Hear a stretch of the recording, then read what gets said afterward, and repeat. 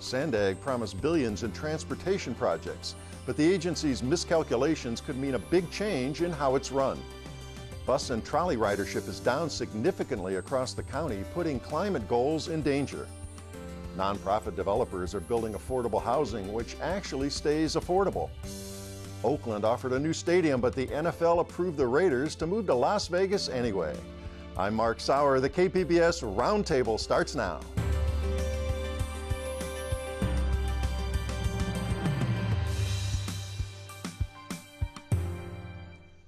Welcome to our discussion of the week's top stories. I'm Mark Sauer, and joining me at the KPBS Roundtable today, reporter Andrew Keats of Voice of San Diego. Hi, Andy. Good to be here. Good to see you back again. KPBS Metro reporter Andrew Bowen. Hi, Andrew. Hey, Mark. Good to see you today. Allison St. John, who covers North County for KPBS News. Hi, Allison. Great to be here, Mark. And San Diego sports writer Jay Paris. All right. Thanks for having me. Good to have you back again, Jay. Well, San Diegans in 2004 approved the Transnet tax to pay for $14 billion and more in transportation projects. But cost increases and revenue forecasting errors by SANDAG leave Transnet about $17.5 billion short. The same bad projections were used for last year's failed Measure A, a proposed half-cent sales tax hike. Now there are plans for an investigation and calls for an overhaul of SANDAG, the San Diego Association of Governments. And you start with those shortfalls here. In Measure A, it was they were campaigning through the year, and it was about $8 billion was the difference in figures that they were campaigning on, right? So they were very clear throughout the year of campaign that it was going to produce $18 billion in local revenue that they would then spin off with state and federal money to build a series of projects. For many years going forward. For many years going forward, 40 years. And in reality, it was going to bring in, by their own estimation, $14 billion. So this was known for months by SANDAG and not by the public. Yeah, so the technical professionals, people on staff who work on these very specific forecasts, figured out that there was a big problem about a year before the election last year. Now, what is the problem with these revenue projections? And this is actually important. The problem is they used the wrong numbers. I mean, very literally, they included a copy-paste error. They put the wrong number in the wrong cell that was used in the forecasting figures. So from time to time, you'll hear somebody from SANDAG, either a board member, somebody on staff, say, well, look, forecasts are not clear prescriptions of what's going to happen in the future. Sometimes we're high, sometimes we're low. No one should ever expect a forecast to be 100% right, or conversely, that a forecast can't be factually wrong. When somebody says that, you need to hear that they are spinning you, or they have not done the requisite work to understand what happened. These forecasts were wrong. They put the wrong numbers into the spreadsheet. Jay, I'll use an analogy. If you put the Padres' batting averages into a spreadsheet that was connected to a formula of some kind, that would give you a number 2. That doesn't mean you can then wash your hands and say, well, it's a forecast. What do you want me to do? They put the wrong numbers in. So it could have been right, but it wasn't. Yeah, I mean, yeah, exactly. It could have been right, but it wasn't. What do you want us to do? We had a formula. Now, they put the wrong numbers in. So this is categorically, factually wrong. All right. Now, with Transnet, which is in the works, projects are built, they're planned and all, but this big shortfall of funds, how do you make up those funds? So, and they have maintained that they still think that there is going to be a possibility that they get all the money they need to build all the projects they need. Well, what do you do if you don't have enough money? One of two things. It's very simple. You either get more money somehow, or you cut back on your ambitions. And that's basically what they're going to be looking at. Their plan to get more money is right now to hope that they are more competitive going to the state or going to the feds and competing with other regions for more grant money. Now, it's a great plan if it works, but there just happens to be a lot of other regions who also think they're going to do a great job in getting the money. And maybe they will. They, no one can sit here and say that they won't. But the fact of the matter is, if they closed the gap, they would do so by being more competitive and getting a greater share of outside money into the county than they ever have in their history. And it's a heck of a crapshoot. I guess, one of the things that amazes me is because they're leveraging they made this point, that this is to leverage other money. You would have thought the people who were going to be loaning them or giving them money based on these forecasts, they are also being held in the dark, just as the voters were. And you would have thought, might have checked up. Yeah, so now in any specific agreement, it is going to be tied to one very specific project. So for instance, the federal government doesn't just say, hey, we really like what you're doing. It looks like you guys are nice people. Here's $1 billion. They tie it very specifically, for instance, to something like the Mid-Coast Trolley Project. So when they do that, they're going to make a very specific calculation based on recent collected tax revenues and a short-term timeline. So they're not going to be necessarily as concerned with the 40-year estimate. The 40-year estimate is much more of a concern of SANDAG, the agency, for all of its ambitions, whereas the federal government is kind of looking into whether there's enough money to make one specific project happen one at a time. Now, Andy, you reported about these firms were going to have this investigation. What happened here? What went wrong? What can we do to stop it in the middle? 7 firms are bidding for it. Tell us about this. Yeah, so the SANDAG board already approved some internal policy changes at SANDAG to try and make their revenue forecasting more transparent, give it a bit more oversight. They also approved an investigation by an outside firm that will actually look into who knew about these errors and who did they tell, and why were voters still in the dark when it came to Election Day. So they have a lot of work to do. They're going to be pouring through thousands of emails, doing interviews with SANDAG staffers, and the ultimate big question is, were voters and were the board members deliberately deceived by how much money this tax increase would actually produce? All right, and we got a bite here I wanted to set up. You talked with SANDAG board member, County Supervisor Ron Roberts, seemed to believe in spite of all this, SANDAG's the best place for these big projects. Let's hear that. I have a little different take. What the public wants, they don't care who's doing all this bickering.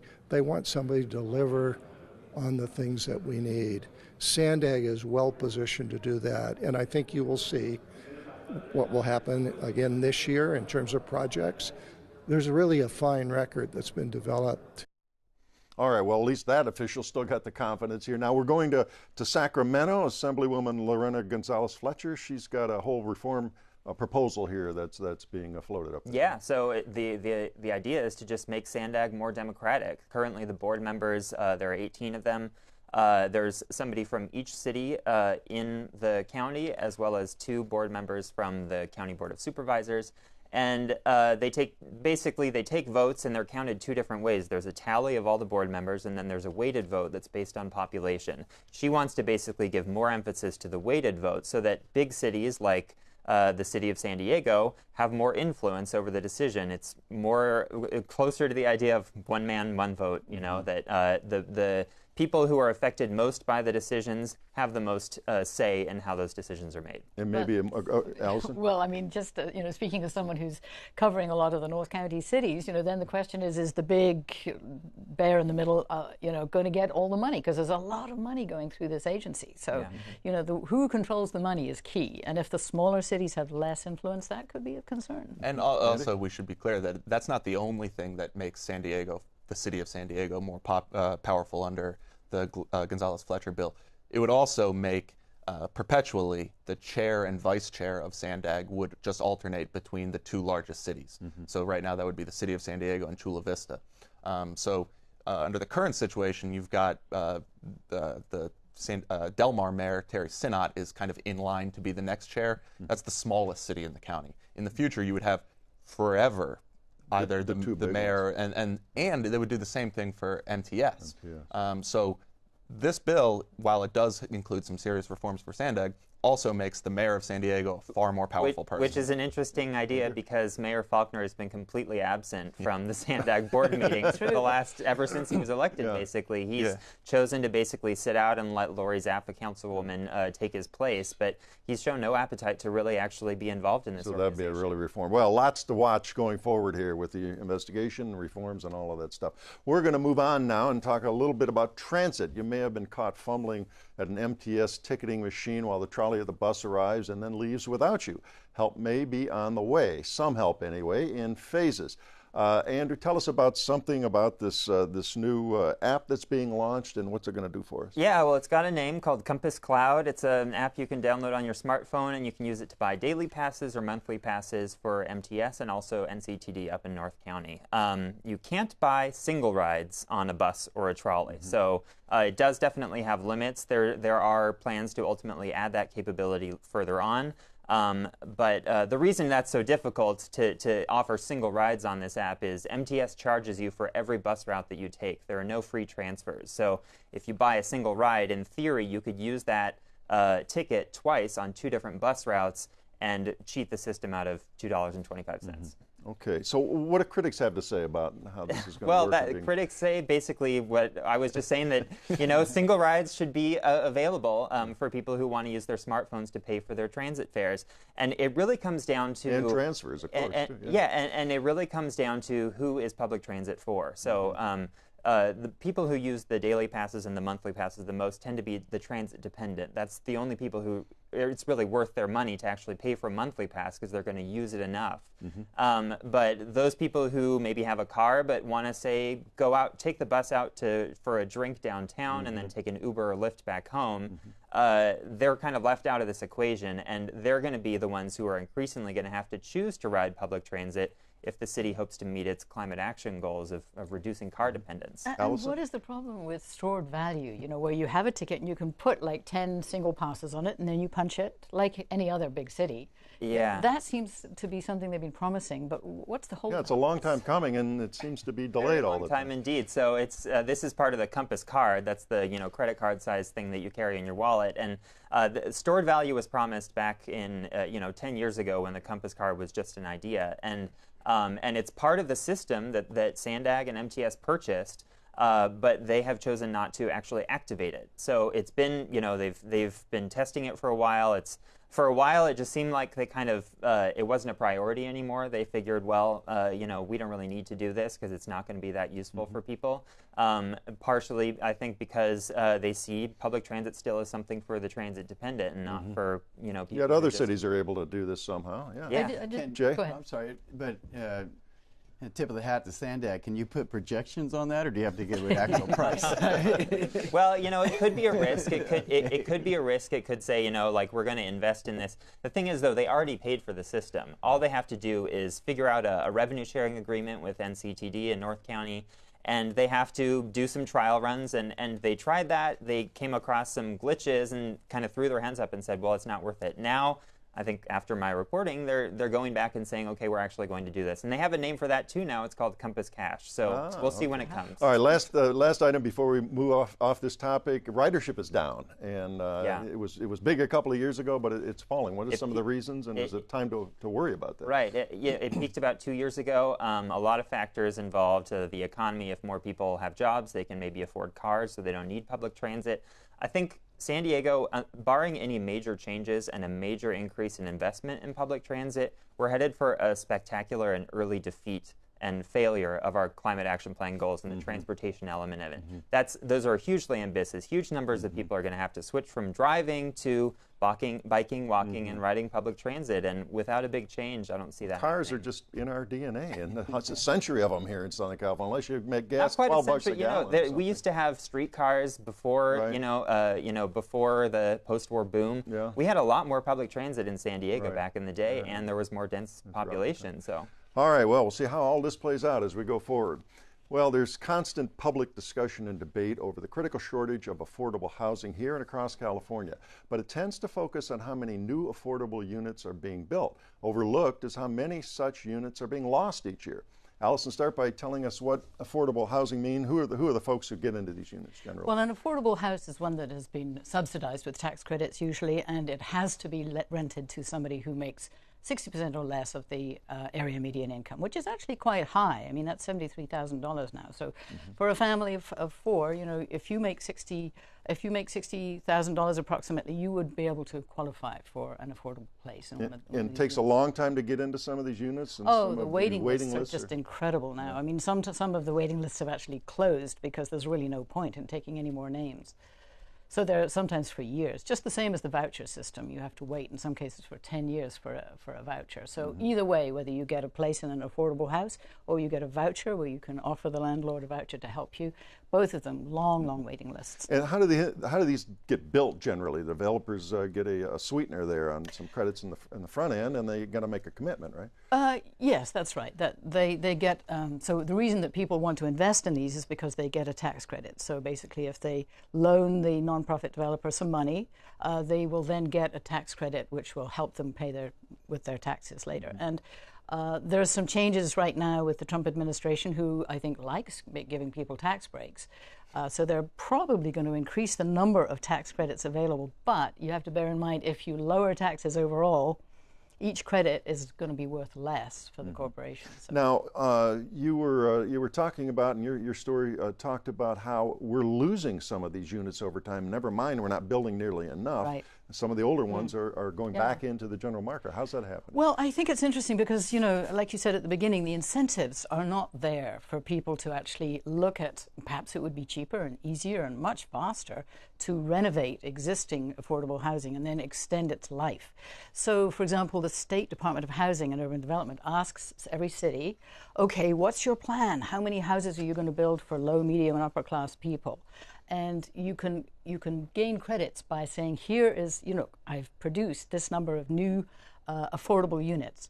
But if you lose even more of those affordable units out the back door, there isn't anybody keeping track of how many units are being lost. So it does feel like the incentive system needs to be tweaked so that there's a little bit more incentive to try to maintain units, since actually that's a more affordable way of going about it. And you've got nonprofit developers who are trying to do this and preserve these and renovate the old ones. Yes. I mean, there are quite a few people doing that at the moment. The thing is that it's quite highly competitive, as we all know how difficult it is to buy property along the coast, especially. The for-profit developers are keeping a beady eye on every property, and even if there's 15 years that is still deed restricted to low-income people, it's worth it for them to buy that property, maybe just invest very little, wait 15 years, and then boom, turn it back to being a market rate. All right, we got a bite here from Ann Wilson, Community Housing Works, one of the nonprofit developers we're talking about. She's mentioning one of their developments in Escondido. If someone else had purchased this property, Escondido would have lost 200 really nice apartments. I mean, they're nice now. They weren't that nice when we purchased them because we renovated them, but 200 families would have lost affordable housing. That's a big number for a city of this size. And up until now, actually, the tax credits that are for rehabilitation have been less competitive than the ones for new build. Everybody's been going for the ones for new building. But now I think they've realized that renovation is a good way to go, and those tax credits are also being used, which incidentally relates to this news that broke today or yesterday about Father Joe's Village, which is talking about building 2,000 new units with tax credits. And they'll be doing it by renovating, in some cases building new, and in some cases renovating some old motels, which I think is a great idea. Well, we'll have to look at the details on how that plays out as we go forward with that. Now, you also interviewed some residents in the low-cost units. What do they say about living there and what might happen if the commercial development took over? Well, having talked to them, I think many of them have no idea how fortunate they are. Like one woman told me that she had a waiting period of like a month to get into one of these units 15 years ago. Now the waiting list is years, essentially. And if it had been bought by a for-profit developer and then eventually turned over to a market rate unit, all of those low-income families would have almost certainly lost their homes and been possibly on the streets. Now, how does that work if your income suddenly increases? Do they kick you out?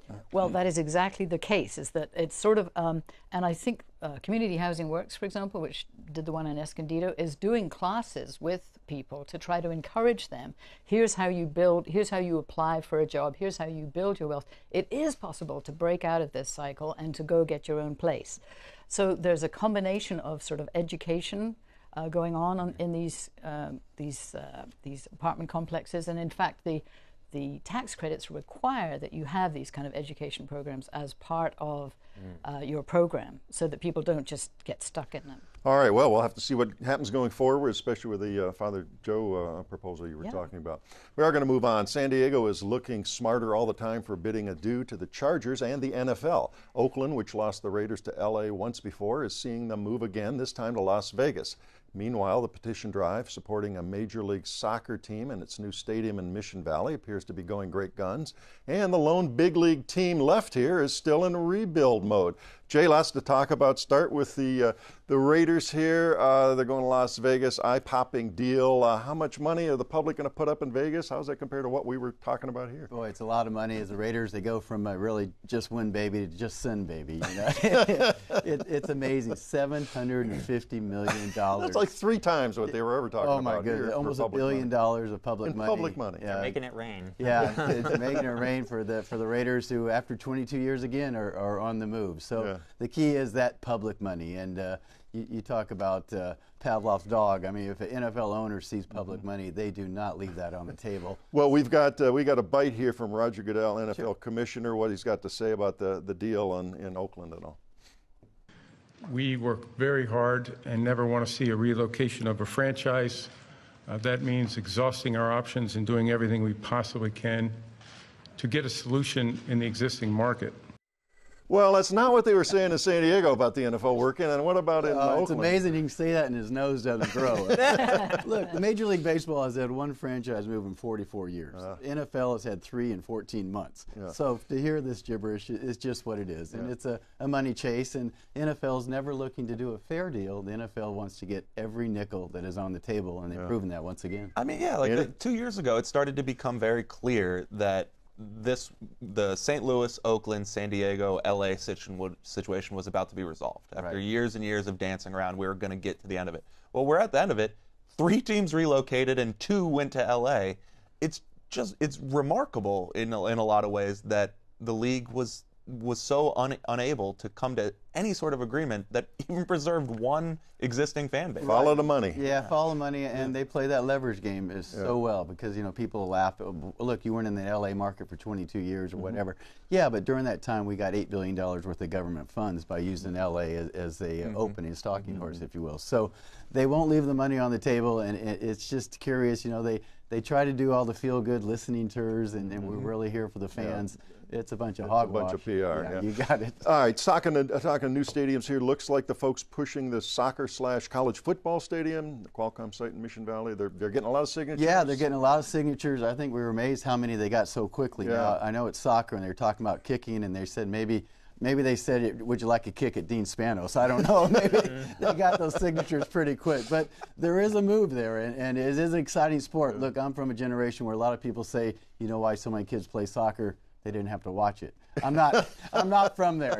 I think it's an exciting sport, and I think if you can take care of San Diego State as well, there's a win-win-win there if you can do the River Park as well. That being said, I haven't read all 3,000 pages of the initiative. The proposal. I'm sure and we went out to the mob on the internet to name this potential new team, which isn't here, of course, and we came up with Footy McFooty Face. Yeah. This is why you don't go to the internet to name things. That's leading quite a bit. San Diego Surf is far behind. I think one was Bob McBoat Race in England last year too. So they're having fun with it, but it's appealing, and to sit around and whistling down on the dock of the bay waiting for the NFL to come back. I mean, that's a long time to wait. I know it's not football. It's soccer. That can be fun too. But a lot of moving parts there. Yes, SDSU plays into it, not just with the stadium, but with maybe an expansion of the campus here and all sorts of other things. 230 acres of public land. Exactly. It's worth a lot of money. It's a development. Which we don't know how much it's worth, which is really kills me about it. Even pricing is going to be. Well, let's turn to the lone major league team that still is in town, the Padres. They're nobody's preseason favorite here to compete for a pennant this year, right? They're not going to sneak up on anybody. I guess they would sneak up on everybody. A lot of people say 0 to 100 in 6 months, 100 losses, which a lot of people are predicting. It's a young team. It's a young team without much starting pitching. The slogan, if you will, down there is embrace the process, because this is going to be a couple-year process to get back to 500. And we'll see if the fans have that patience again. Yeah, and we had this big push a couple of years ago. They signed some big-name folks. Some of them they're still paying for this year, and that went away. It didn't help for a winning season. Is there some excitement out there? Are there some from the diehard guys? Yeah, I mean, you really got to buy into. I want to watch these kids grow, and I can see their progress. And boy, I can say I was there when they're all stars. That's a lot to ask for a franchise that's coming off 6 straight losing seasons. Somebody said said it's a rebuilding plan, and the next guy says, yeah, they've been rebuilding for 43 years, you know, when's something good going to happen? So it's going to be interesting to see how it turns out.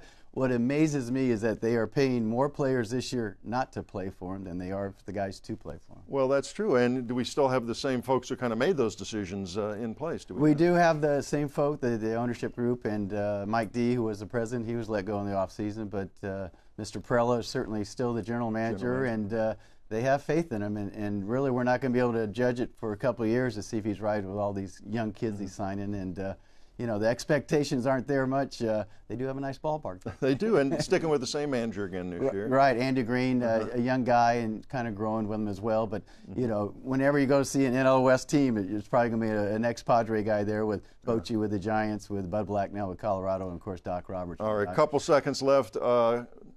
A great expectation would be a 500 season. Yeah, probably if they a play 500 this year, that'd be Andy Green's manager of the year. Okay. All right, very good. We'll see what happens. Well, that does wrap up another week of stories at the KPBS Roundtable. I'd like to thank my guests, Andrew Keats of Voice of San Diego, Andrew Bowen of KPBS News, Allison St. John, also of KPBS, and sports writer Jay Paris. A reminder, all the stories we discussed today are available on our website, kpbs.org. I'm Mark Sauer. Thanks for joining us today on the Roundtable.